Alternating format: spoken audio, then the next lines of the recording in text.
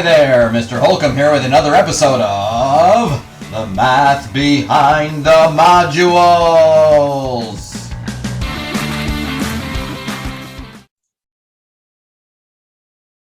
All right, chapter 8-4 is called Trends in Stock Crossing Prices. All right, patience is a virtue. You need to, if you're going to use this technique, you need to follow it very closely. All right, so objectives. Explain how data is smoothed.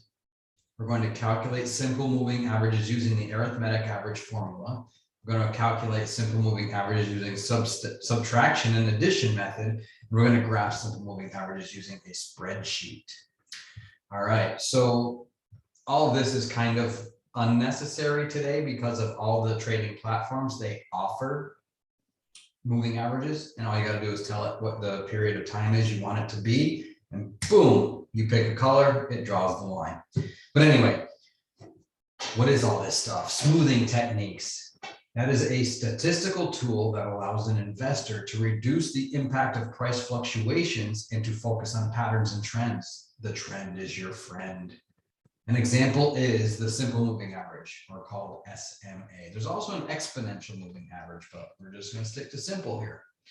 The simple moving average is a smoothing technique calculated by determining the arithmetic average or mean closing price over a given period of time.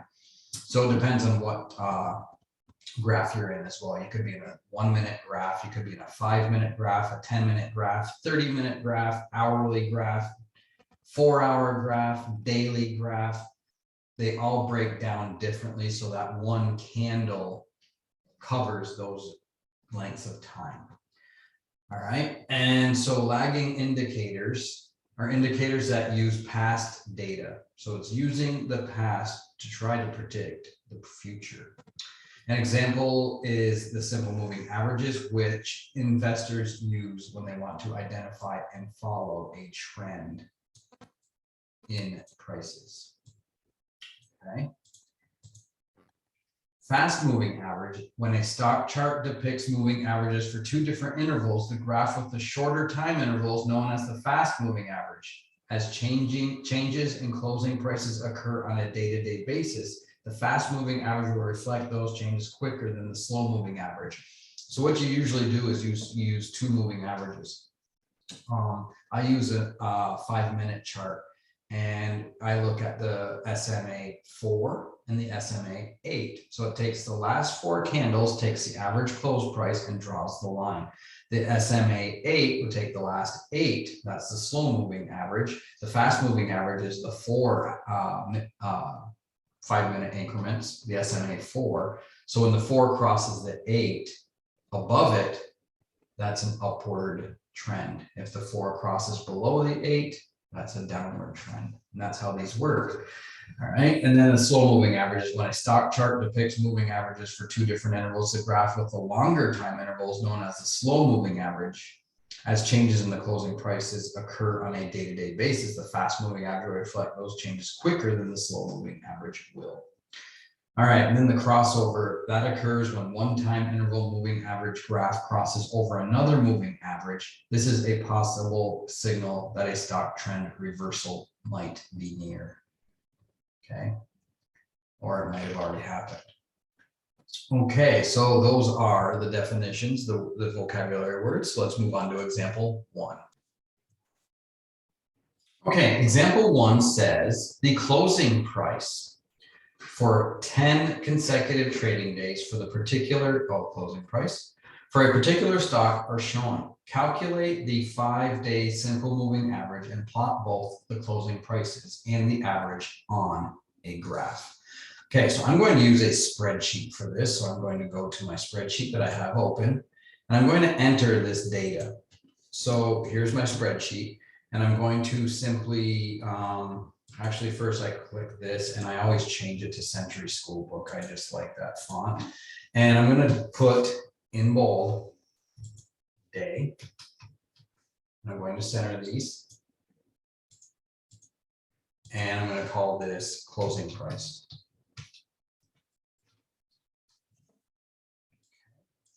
And make that bold. So all I'm doing is copying from the book. So it's 1, 2, and then I'm going to drag this down to 10. Okay, so there's 10 days, and let me center all this data. Okay, and once you do this more frequently, you get a better feel of how you're doing this. All right, so then the first day was $35.02. This, whatever company we were talking about, this, it closed at 35.02 on day 1. It closed at 35.01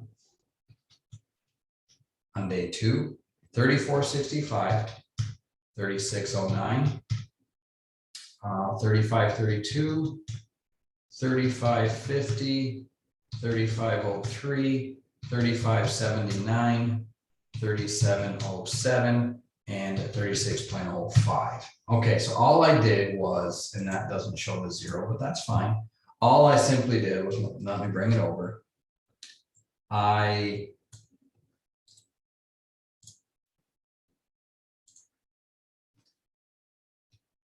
All I did was copy this. Okay, so let me just set this over here.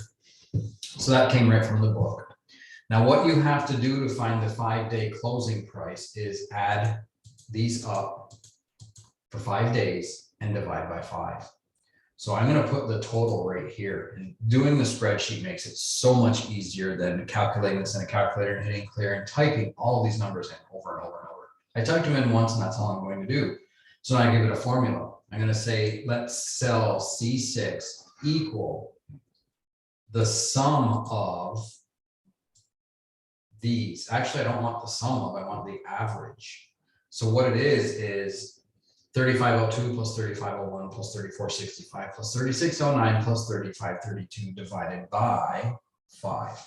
And so we're going to do the average. So I'm going to say, I'm going to click in this cell here. I'm going to click on this summation. I'm going to click the average of these 5 cells and hit enter. Okay, now it's asking me to autofill. And I'm not sure, it says show the formula. I'm not going to do that right now because I'm not sure what it's doing. And I want to round this to cents, pennies. So I'm going to decrease that to 22. All right. And it's an approximation because we did round. All right. So the simple moving average value after 5 closing days was $35.22. Now, if I do the same here, now if I drag this down, that says 35.31. So what that was is the average of the 3, 4, 5, 6, and 7. So it's the next 5. So I did the first 5 here, the next 5 here, and so on and so on. And if you click and drag, it does it automatically. Okay, and let me center these. So these are the 5-day moving averages. So then I want to graph it. So let me set that up so I don't take so long explaining it, and I'll be right back. Okay, so in order to graph this, you want to choose all of your cells from A1 to C11. Well, actually, I'm going to do that first. That's not what you want to do, but I'm going to show you what it would look like. So if I hit insert chart now, we're going to have to make some adjustments. Notice that there is a closing price right here in blue, and then the 5-day moving average doesn't start until here because you can't take an average until you have 5 days of data. So your moving average doesn't start until the 5th day, if that makes sense. So I don't want to take this data. This data doesn't do much for me because I don't have my moving average value there. So I'm going to delete that. And I'm going to redo it, and I want to start with day 5 where I actually have a moving average. So then when I click graph, here's my graph. It needs a little bit of work, okay? I don't need any of all this up here. And if I zoom in on that, I can edit the graph over here. So if I want to change the axis, here's the x-axis, where's the y-axis? So I click in here, there we go, and grid and stick, horizontal axis, vertical axis. So I'll click on that. I'll start at 30 for starters. And See how it zoomed up? And if I look at that, it's really above 34. So I'm going to change that from 30 to 34. And there's our data right there. That's a nice zoomed in graph. I'm not going to worry about title and everything. I think I can just change it right here. Let's just call this, like the book did, 5-day moving average. Okay, so there's the 5-day moving average. And we'd have to clean this up a little bit. We don't have a horizontal and vertical. It says day here. And I'd actually want to change that to trading days. Okay, and column, the closing price is your y-axis. And there is no y vertical axis. Label, font size, label, font theme, label, and it's not giving us an opportunity to put a label in there. Closing price, I don't know why it's not giving me this. Anyway, I'm not going to worry about that. Here's the graph. This is what matters. So the blue is our trading close value. So if we look at day 9, that's 37.07. That's just above $37. The blue is our closing price, and the red is the 5-day moving average. So it just, as I say, smooths it out. This is a smoothing. What do they call it? That was a new term for me too, by the way. Smoothing technique. That's a smoothing technique, all right? So it did smooth it out. The red line is smoother. It's the average. So this is below the actual until we got to here. And then it crossed over. But we don't want to talk about crossovers with the actual data and the lines. We want to use two moving averages and see where they cross. So this was just an example to find the moving average values, which are right here, and graphing them. Okay, so that is example 1. Okay, so now the check your understanding says that closing prices for 10 consecutive trading days are as follows. Calculate the 5-day SMA, plot both the closing price and the average on a graph. That's what we just did. So let's do that in a spreadsheet. Let's go back to our spreadsheet here. And I'm going to leave the graph here. And if we change the data values, then that's going to change with it. So on day 1, we're just going to add these in here. And I'm going to put 55 for the first day, 60 for the second day. And that's a nice thing about a spreadsheet.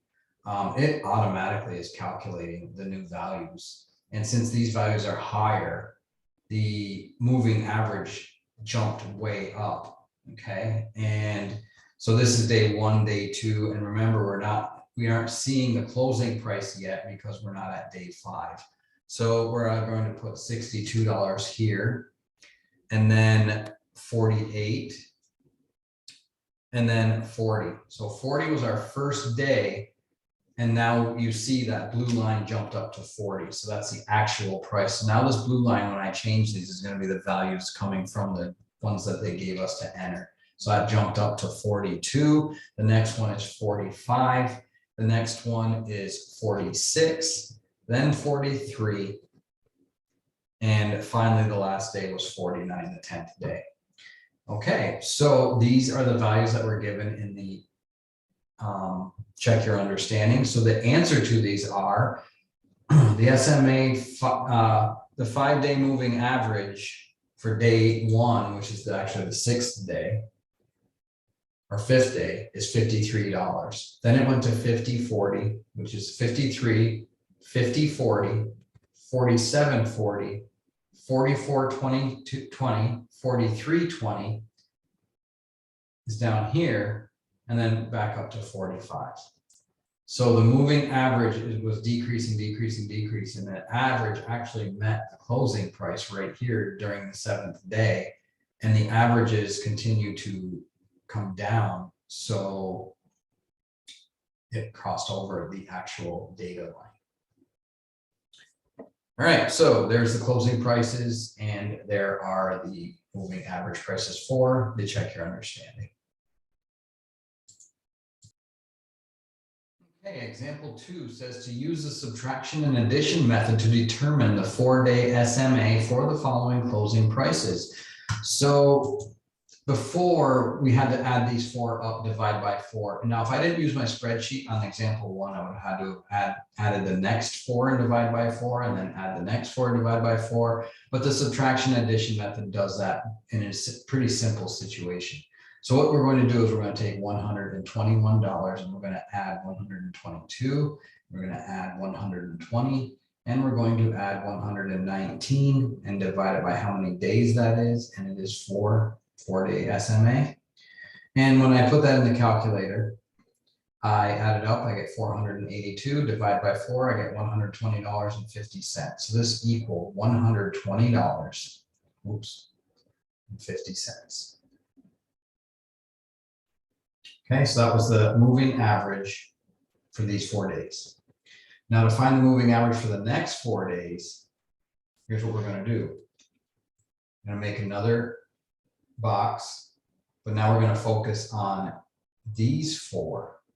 And I'm going to change the color to blue, and I will change my pen to blue so you can see that I'm doing. So what I need to do is get rid of this 121 and add this 124. So you take your average, which is $120.50, and we're going to add and subtract the 2 values. So I'm dropping this day because it's 5 days ago and I only want 4. So I'm going to subtract 121 divided by 4. And I'm going to add the new number 124 divided by 4. And then I can calculate this by simply adding or subtracting those fractions because the denominator is the same. So this is going to be a plus because negative 121 plus 124 is 3 and the denominator is 4. Now, if you think of this as money, that's 75 cents. So $120.50 plus 75 is going to be $121.25. So that was the moving average for the second group of 4 days. And now we're going to do it again. And that's the adding and subtracting. So I'm going to make a new box. I'm going to go on to my next 4 values. I'm going to change the color of that to green, and I'll change my pen color to green.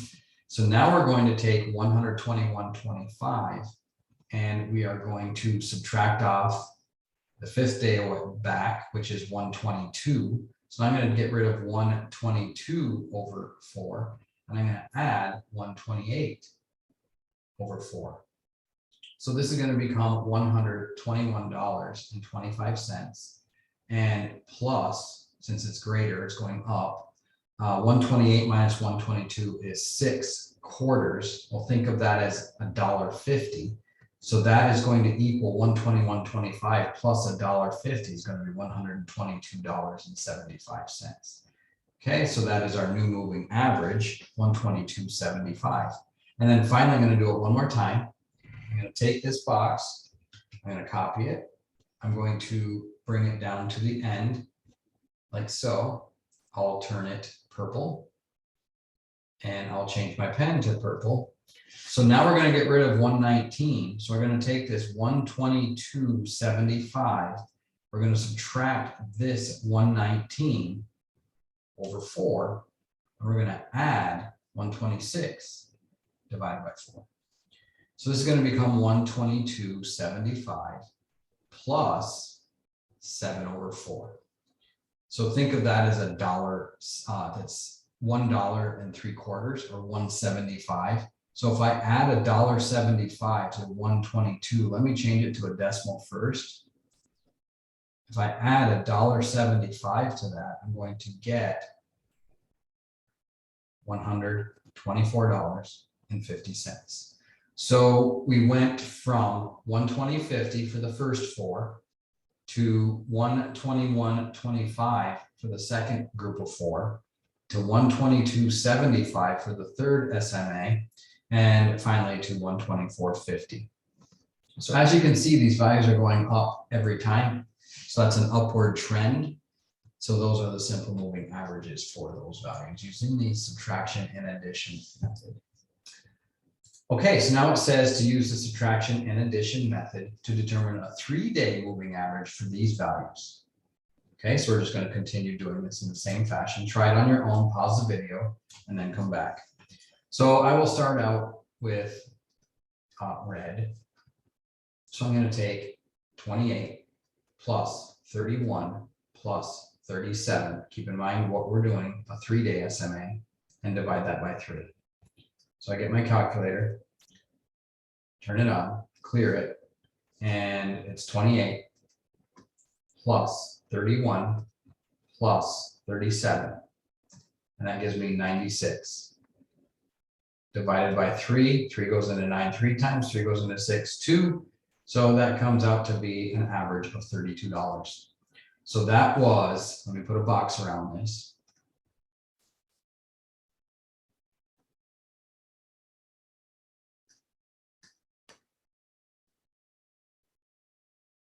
That was these 3. Okay. Get rid of that. So that was the first 3. And now I want to do the second 3. I'll do it in blue. And that's right here. So I'm going to change my pen to blue. So now I'm going to take this $32 and I'm going to add 31 over 3. I'm sorry, take that back. I'm going to subtract the one that's not in the blue square, which is 28 over 3. And I'm going to add 38 over 3. So this is going to be 32 plus 38 minus 28 is 10 over 3, which is 3 1/3.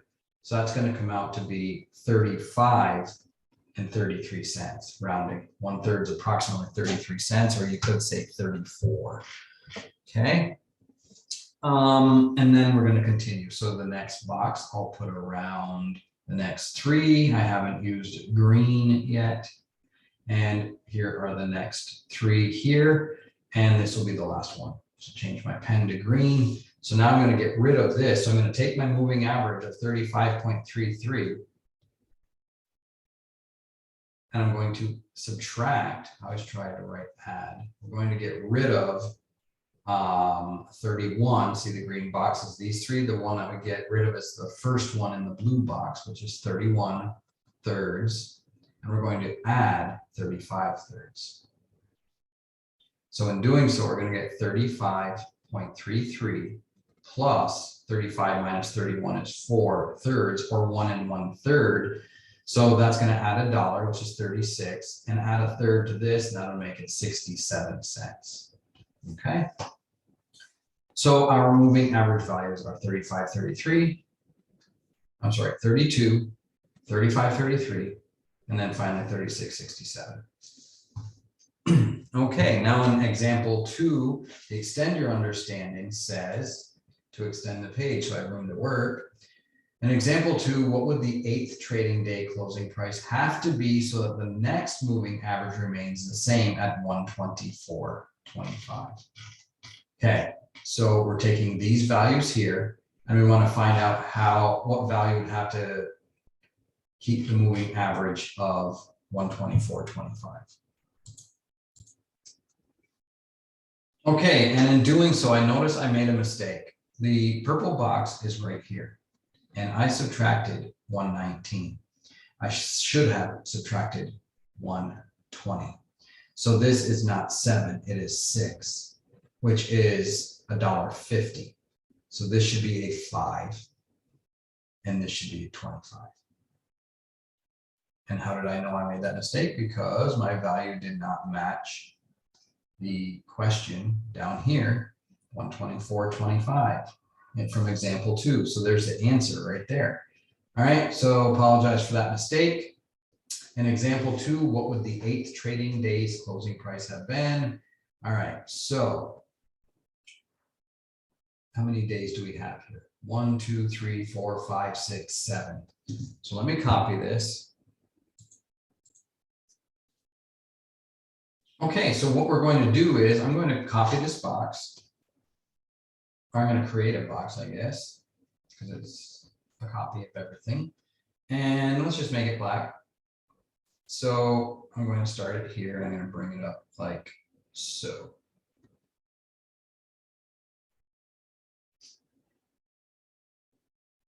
All right, so I'm making it the same size as the others. And then I'm going to shift it over 1, like so. So what this question is saying is, what is this value here so that that doesn't change? So I'm going to take $124.25, and I'm going to add the value that is getting dropped, which is 119. And this is a 1, 2, 3, 4 day moving average. Verify that. They're all dividing by 4. Yep, it's a 4 day moving average. So I'm going to subtract, get rid of the 119 over 4, and I'm going to add an x over 4. So in other words, I want this to equal 0. So x would have to be $119, because negative 119 plus 119 is 0. 0 over 4 is 0, and that would not change. So the day you're dropping has to be equal to the day you're adding in order for the moving average to not change. Okay, so the value is $119. All right, example 3 says to use a spreadsheet to calculate the 5-day simple moving average of the closing prices for these 10 consecutive trading days. Boom, boom, boom, boom, boom, boom. All right, so they gave it to us in a table. It was given in the book right here. So we're going to do this in the spreadsheet so we know how to do it. So here it is here. So again, all I'm going to do is switch to Century School Book. And I have 3 columns that I'm going to make bold. I'm going to center. And in the first column, I'm going to put day, lows, and moving average.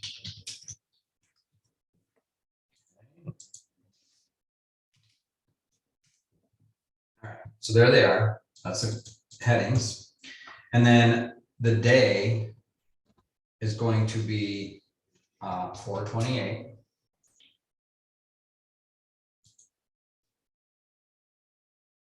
To May 1st,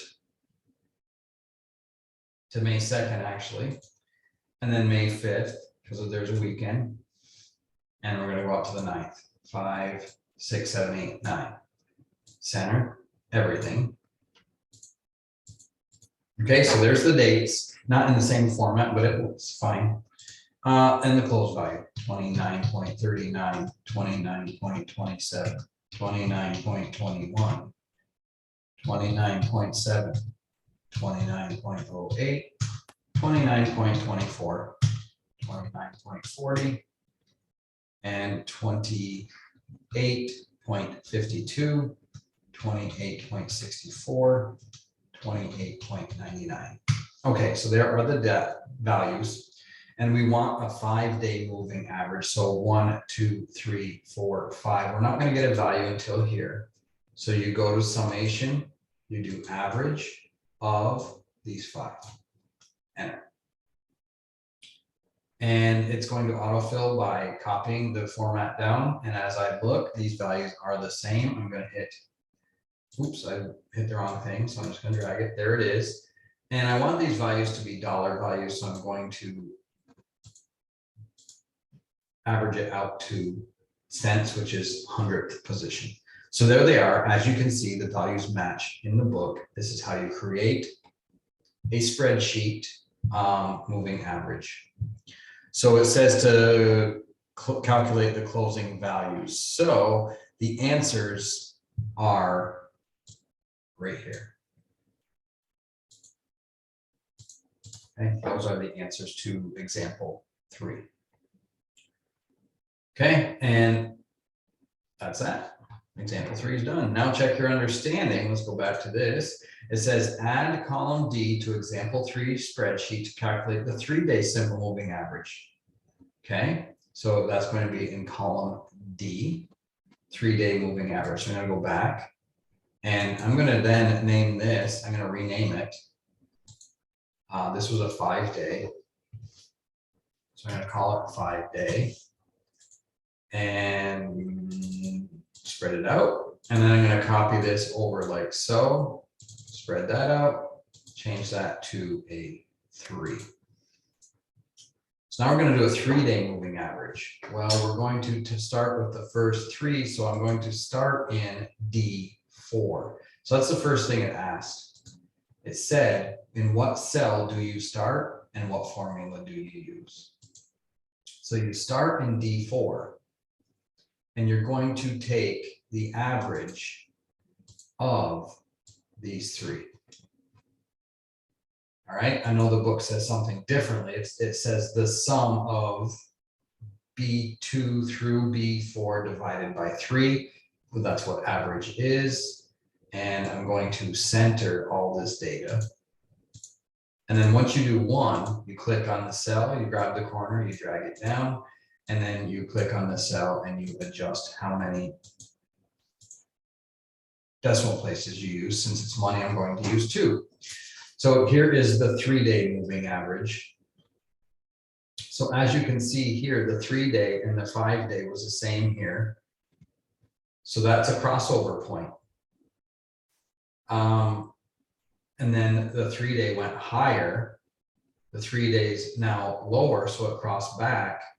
The 3 days lower, the 3 days lower, the 3-day is lower. So at this point right here, it was higher and it crossed over on day 6, May 6th. And so that is right there indicating a downward reversal.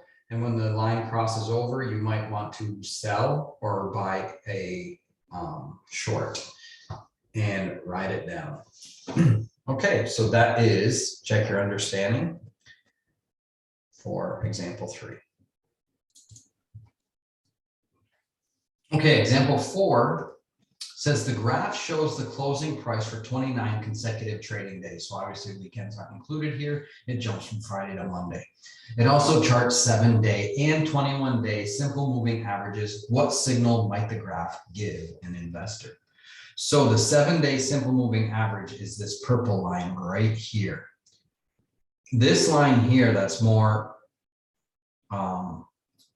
has more sharp corners or cusps, that would be the closing prices. All right, the smoothing technique is the moving averages. So the purple one is the 7-day moving average, and notice it's below the 21-day moving average, which is right here. So when the moving average, the closer time interval, the faster moving 7-day moving average is below the slower one, the 21-day, then the stock is going down. So if you are buying and selling stocks, you would want to wait. And this thing is going down and it becomes what they call oversold. And then there becomes a point where buyers come in and say, okay, it's reached a low, it's gonna go back up, I'm gonna buy. And that occurred right here. So the 7, the SMA 7 is this one, the SMA 21's here, they crossed, and the orange line, let me highlight it, is now here, going here, and that's the 21-day, and the 7-day is the purple line, and it went up right here. So when the 7 goes above the 21, that might be a point that indicates a buy signal. On the 27th, you might want to buy that stock. So when it crossed, buy, and if it keeps going up, you're making money. That's how moving averages work. All right, the check your understanding now says, suppose that on the 35th trading day, 6 days over here, continue over here somewhere, it says the 21-day simple moving average graph rises above the 7-day graph. So in other words, if this purple line continued up like so, and the orange line stayed below, but then at that particular point, they do this and cross over again. Let me make that less of a change. Let me just do this. Let's say they did that on the 35th day, like this is saying. So on the 35th trading day, the 21 crossed above the 7-day. Okay. Well, what might that indicate? It wouldn't look like this. I guess I should change this, because in order for that to happen, we would want the purple line to have turned somewhere and gone down. And the orange line would be coming up and getting closer and closer and closer. And then on the 35th day, cross over like so. That's more like what it would look like, not here. Okay. So in that scenario, the purple line started going down because the daily closes are decreasing. And when this happens, this would be a sell. So right on the 35th day, if the 7 crosses the 21, or the 21 crosses below the 7, then you would want to sell.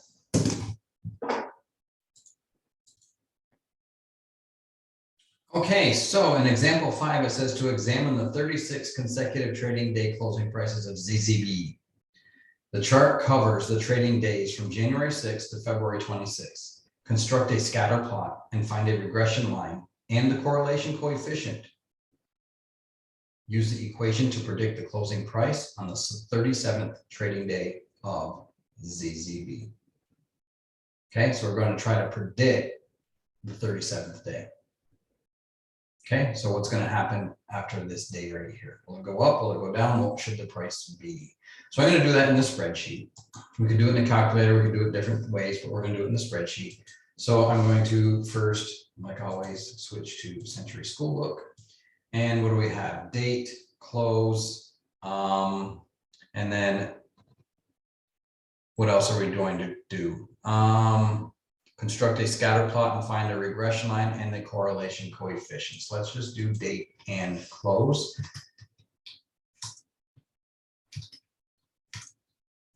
Okay, date and close. Let's center them. Let's make them bold.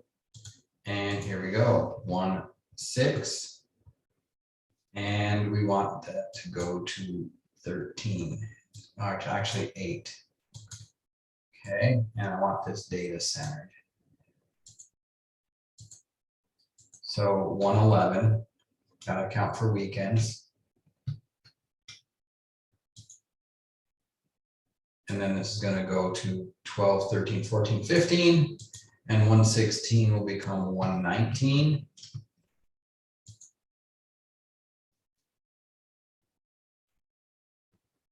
For some reason, there's 3 days there. They must have been closed on a Monday or Friday, holiday of some sort. January, President's Day, maybe. 20, 21, 22, stop. 125. Which if I drag it down one more to center it for me. 125 is going to go to 29, or 21 actually. 26, 27, 28, 29, 1. 2, 1, and 2, 2 to 2, 5. 2, 3, 4, 5, and go one more, and change that to 2, 8, and that's going to go to 2, 12. 9, 10, 11, 12. This is a little tedious, but that's okay. 12, 16, February 16th, and 17. 18, 19, and then one more to get the center and change it to 22, and 22 is going to go out to 26, 22, 3, 4, 5, 6. Okay, so there's all of our dates out to the 26th in one column. This is where it's going to get a little tedious. 34, 33.51, 33.54, 33.95, 33.9, 33.74. All right, so I'm just going one column at a time. Now I'm on the second column. 34.3, 33.99, 34.51. Oops, I hit a button wrong. 34.51, 33.90. 21st, 34.54, and 35.14. New column. We're on the 25th. Always check your dates. 35, 35.4, 35, 35.48, 35.53, 36.06, 36.18. Oh, I didn't hit enter here. 35.53, enter. 36.06, 36.18. We're on the February 2nd, 36.06, 36.72, 36.53, 36.88, 37.11, 36.65. Hit the decimal again. All right, February 10th, 36.43, 36.21,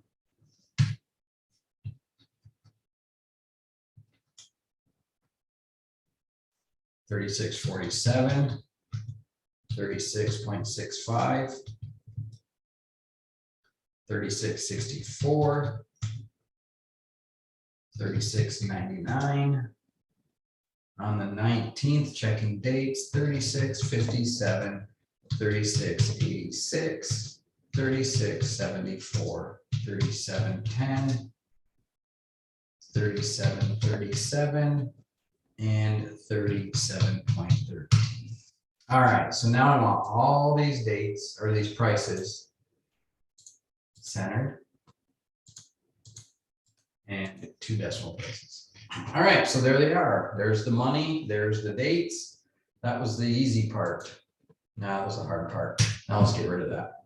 So what we're going to do now is we're going to construct a scatter plot. So all I have to do is choose my parameters for my graph, go to this graph symbol and change it to scatter. And as you can see, everything's way up here. I've got nothing below 30. So I'm going to change my minimum to 33. So that is going to be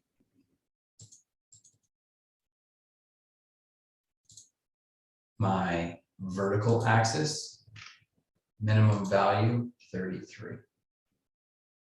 Okay, so there's a much better representation when I change that. Okay, and they gave the dates here, that's fine, instead of the 0 through number of days trading. So this is our scatter plot right here. And now we want to use what? Now they want us to do a, where is it? Regression line. Okay, so now I want to do the trend line. They asked us to do a regression line. So what I'm going to do now is I'm going to double click in, let me use my mouse. I'm going to double click in here. And what we want to do is we want to go to customize. We want to go to series.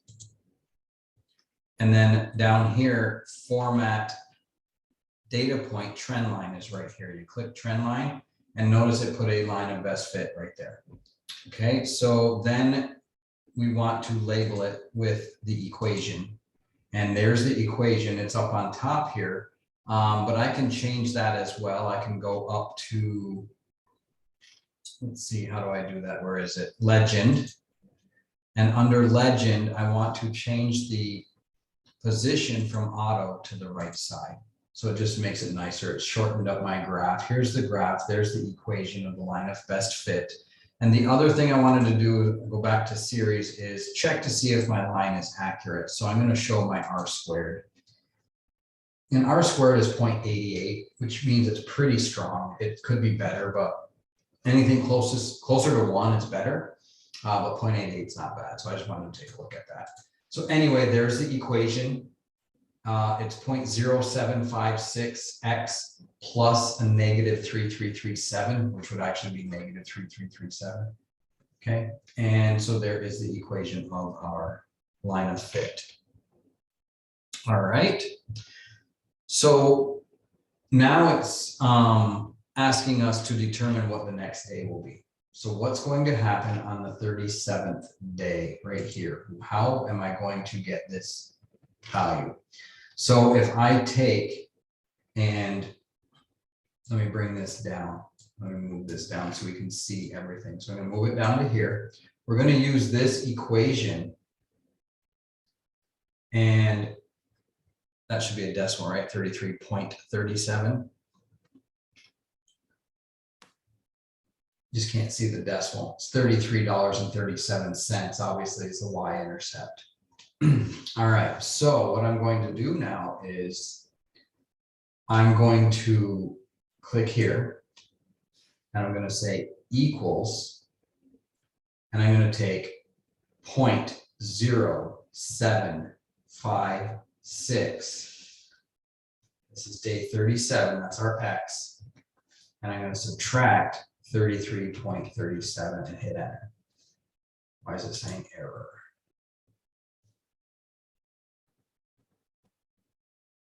Let's see.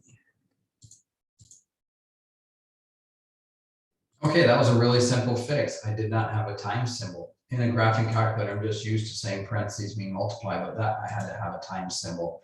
So now when I center this, I got a negative $30. That doesn't make sense. Maybe that's not a negative 3337. Maybe that's positive. So let me go back in there and change this to a plus. That makes more sense. All right. So if I round that to 2 decimal places, and let me highlight that. That is my actual answer of $36.17. That is a prediction. Okay, the book is showing something a little different. They got a different linear equation, but the spreadsheet did the calculation here. So it might have to do with the number of days, or instead of using date, maybe I should use day 1, 2, and let's try that. So I always like to try to figure out why things are different if they are. Okay, so now I get this equation here, 0.016 plus 3370. And it's still different than the book.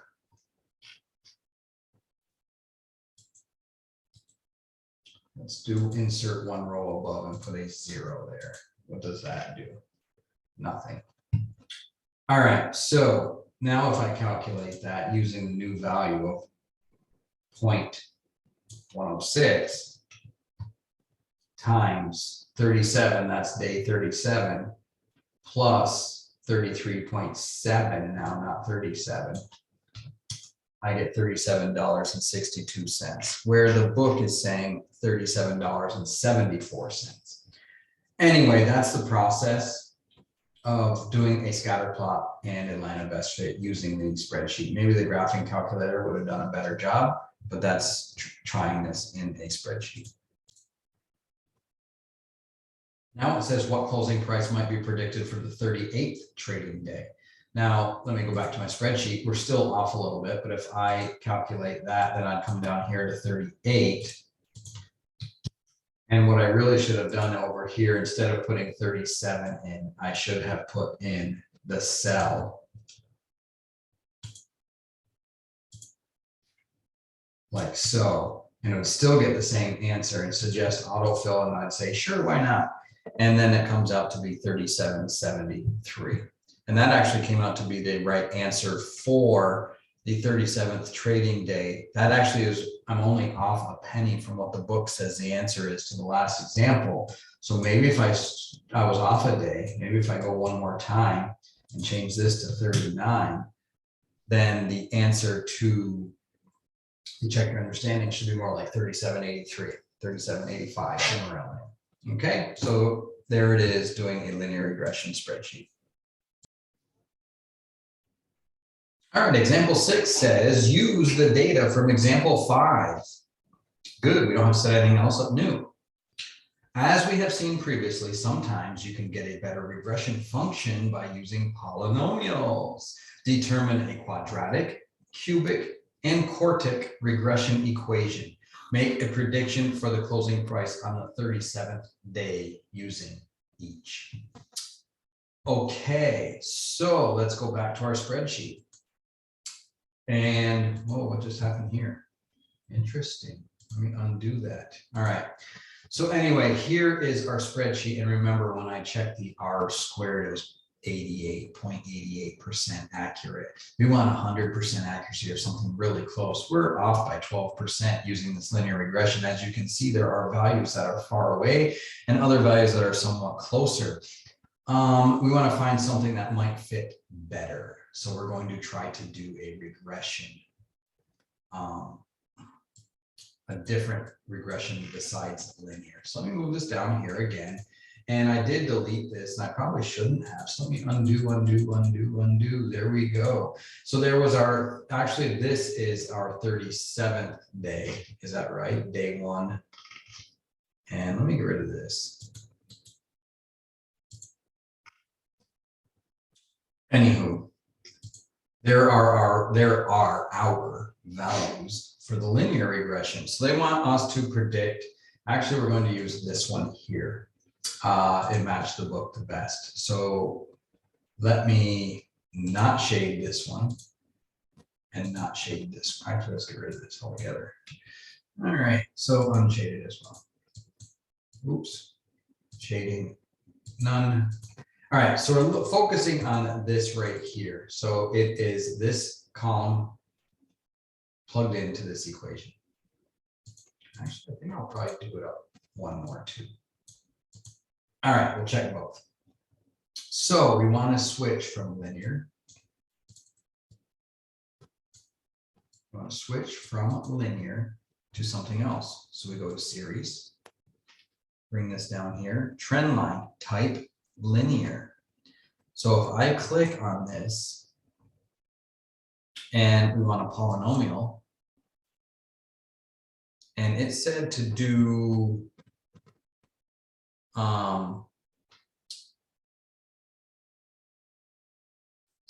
a quadratic regression, a cubic regression, and a quartic regression. All right. Polynomial degree, there it is right there. I was beginning to wonder. All right, so a quadratic is polynomial degree 2. So let me put this equation somewhere else so I can read it better. I like it better up on top so it doesn't change and go across. So if I go to, where is my legend? The legend is right here.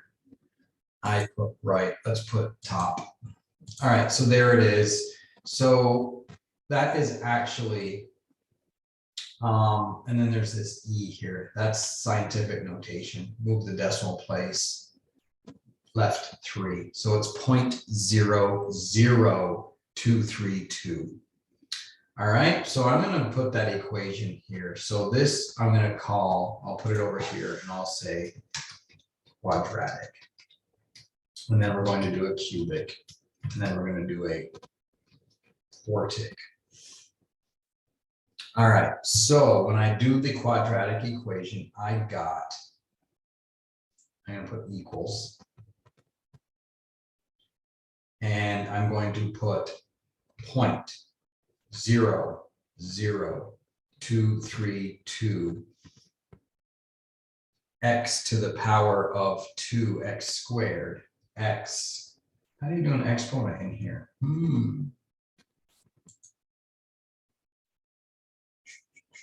Let me figure that out. As soon as I hit pause, I figured it out. It's a caret symbol. Hello. X squared, 0.00232 x squared. Oh, it's negative, right? It's curving, it's getting to a maximum. And it's going to be plus 33. And instead of putting x, I'm going to put our times 37, A38 squared. All right, so I got 2983. I'm going to autofill it, and then I'm just going to change one thing, and that's the power. Actually, no, I got to change everything. Where's the linear portion, though? 0.02x, I forgot that. So it's 0.00232 All right, x squared plus 0.2x plus 33. So let's do that. Plus 0.2, and then I'll put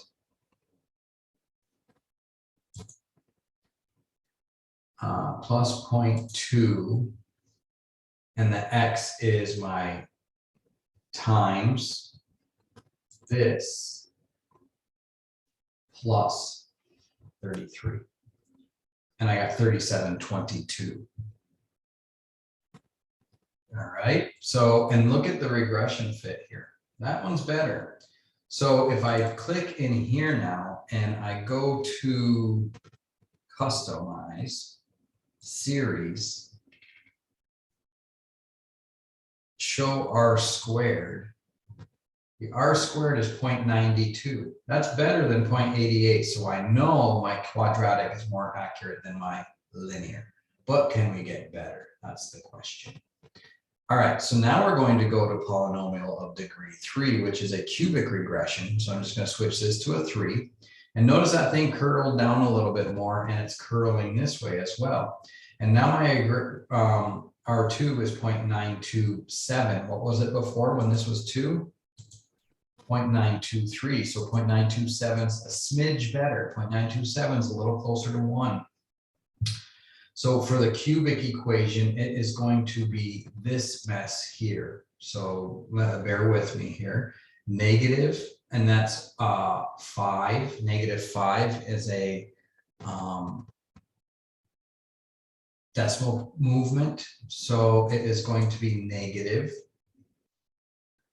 0.123, and I'm going to put one more 0. And then 836. That's different than the book though, isn't it? Yeah, the book's getting different values here. I don't know why, but I'm going to put what I have just to check it. So it's 836. And then it's times a39 to the third. All right, plus 0.00245 times x squared, and now my linear plus 0.127x. I'm just getting this right here, guys, reading it backwards. And then my constant's $33.30. So 0.3, and hit enter. And it says I have an error somewhere. So let me see, 0.000836 times a39 to the third plus 0.00245 times, oh, I got an X there, that's why. That's got to be a39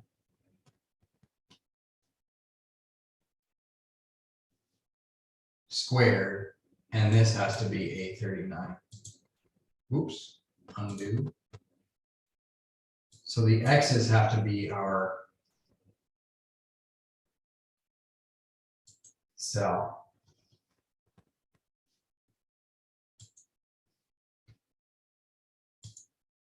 Why is it doing that?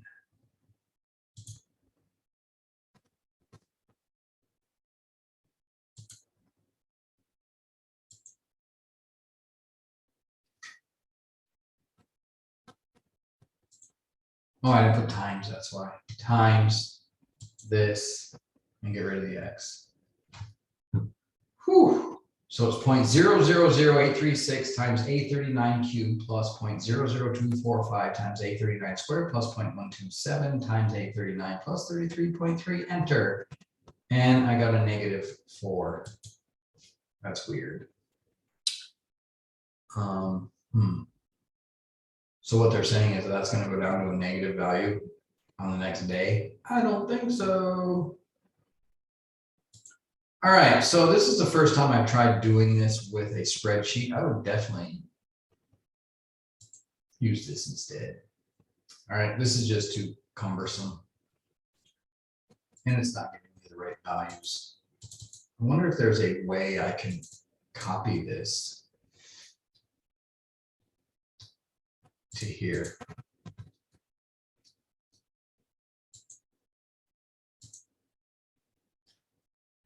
And change it. So yeah, it's actually putting the exact in the same order.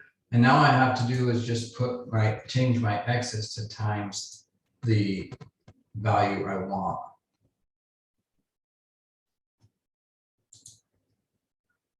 And let me just try this. This is going to be times that squared, no spaces, plus, no spaces, actually that's minus, that's why, minus 8.36, yeah, okay, hopefully that works, times that, get rid of the x, enter, error, 33, why is there 2 decimals there? Let's try that. That's better. I got $37.10 now. Whew, this is tricky. All right, I don't give up though. Let's keep going. Quartic. Quartic. You ready? Quartic. That means that our series is going to get changed to a polynomial degree 4. 4 quarts in a gallon. And look at how that fit. 96.5 for our line of fit. So our R2 is closer to 1 than any of them. So this is the best so far. So what I'm going to do now is click here and delete. And I'm going to click in here. I'm going to I want to copy this. Copy the formula into the cell. That is so much easier.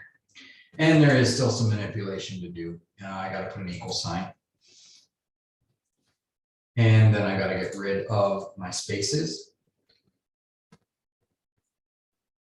And that was a minus, by the way. And wherever I see an X, I have to change it to times our cell. Get rid of the X. Get rid of the space. All right, this isn't really that bad though. So put times this. Get rid of our X. Get rid of our space. Plus a negative is minus. So I'm going to get rid of that plus and leave it minus 0.22e and then times A39. Get rid of the space. Get rid of the X. Get rid of the space. Get rid of the space. Oof. And finally, get rid of that X and say times this and hit enter. Okay, so there we go.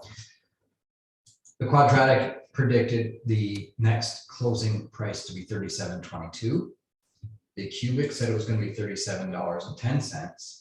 And the quartic said it was going to be $38.14. And that was the best fit line. So with that prediction, I think we would want to say that it's going to break over $38. All right, so that was a very tedious example. It gave different values than the book, but I don't know why, but that is the process anyway.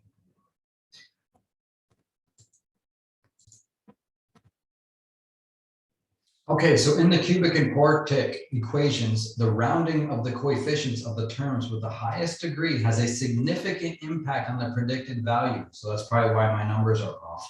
Calculate the predicted closing price on the 37th day had the coefficient of the highest degree cubic term been negative 0.0001 and the highest degree quartic term been 0.0002.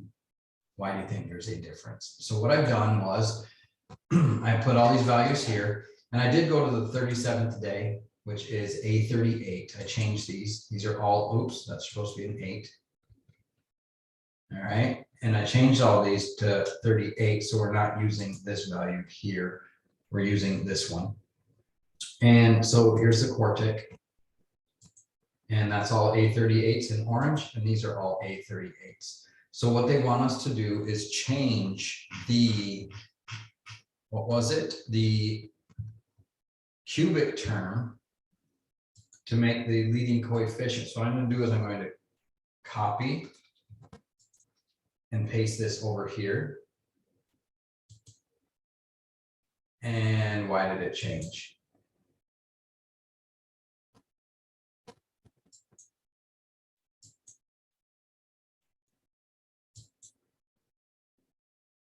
Oh, it changed to B's.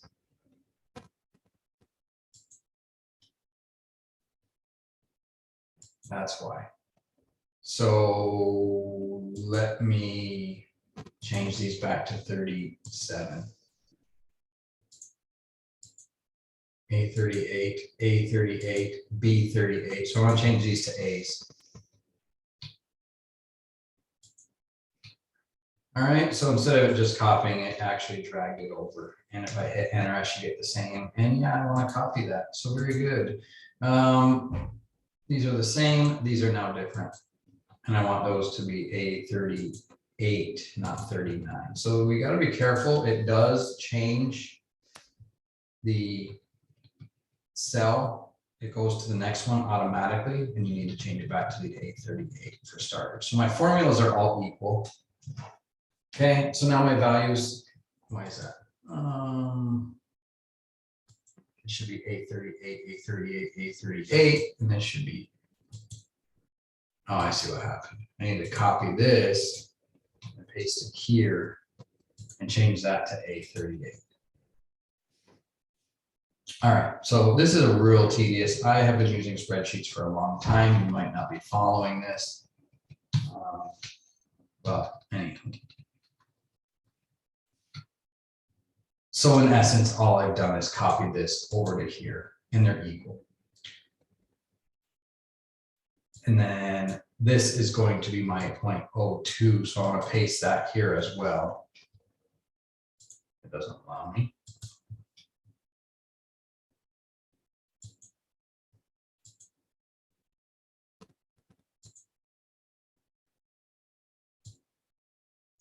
Let me do this.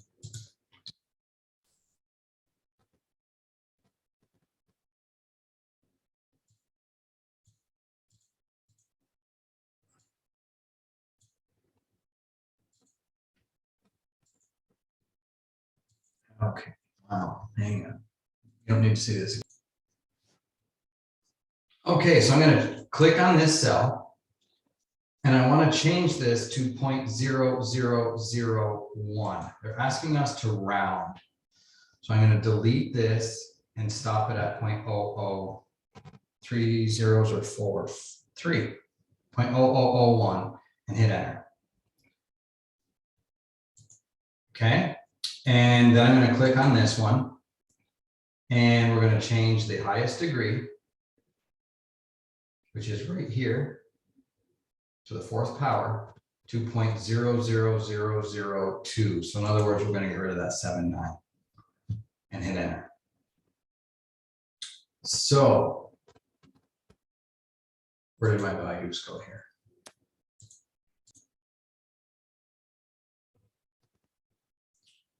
Okay, so what it did was the cubic went up from 15 cents to 32 in my spreadsheet. The book's a little different. And then the other one, the quartic, went from 37.76 down to 22, a huge drop, 22.95. So let me clip this out of the book and show you what is going on here. And this will highlight this whole problem. Whoops. For some reason, the paste doesn't work. All right, so there it is. This came from the book. As you can see, using regression analysis as a stock price prediction tool is not an exact science. That is why analysts use multiple prediction methods before making large and expensive trades. So you can't just solely base your understanding or what you think is going to happen in the market off of one equation. If that were the case, everybody would be doing it and everybody would be making money, and that's not possible, is it? Someone's got to lose money for someone to make. So that was a really lengthy video. I don't know if you watched the whole thing or not, probably not. But anyhow, thanks for watching. Have a great day and peace.